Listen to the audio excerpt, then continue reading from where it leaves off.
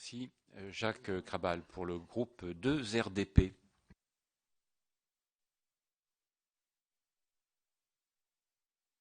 Des problématiques du Grand Paris et donc je ne m'aborderai pas cet élément d'un point de vue technique. Pour autant, en tant que maire de Château-Thierry, membre du groupement de 10 villes autour de la métropole rémoise, mais également appartenant aux villes à moins d'une heure de Paris, je suis heureux de participer à ce débat, surtout dans la perspective, comme ça a été rappelé tout à l'heure, qu'on est là avec l'ambition de voir Paris, mais plus largement l'Île-de-France, l'ensemble du grand bassin parisien et les villes à une heure de Paris s'engager dans cette ambition de faire de Paris, du grand bassin parisien, la métropole mondiale, au même titre que Shanghai, Londres, comme ça a été rappelé. Donc ça, c'est un enjeu très fort, c'est un petit peu ambivalent, hein, cette fierté d'avoir une grande métropole, et puis aussi une métropole qui ne cannibalise, comment je vais dire, qui ne cannibalise pas l'ensemble du territoire. Merci.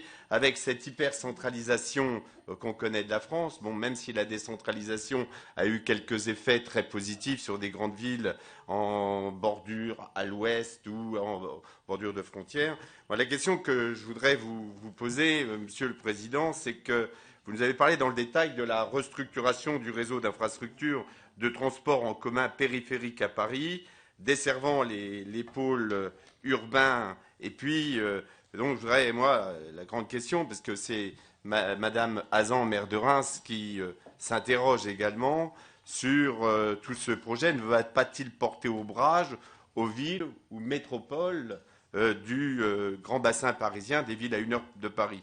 Ne pourrait-on pas imaginer que l'avenir de Paris, de ce grand Paris, puisse se faire avec l'accompagnement des pôles économiques et urbains du grand bassin parisien, avec une perspective de développement équilibré, s'appuyant sur la qualité de la vie, s'appuyant sur le développement durable? Nous craignons que cela ne soit pas le cas, et ça a été un petit peu confirmé lors de l'audition avec Laurent Davezy, qui nous disait certes, la croissance se fait dans le grand bassin parisien, dans les grandes villes, mais il y a aussi, à l'inverse, à l'opposé, beaucoup de pauvreté, beaucoup de mal-vivre. Donc, est-ce qu'il n'y a pas un équilibre à trouver?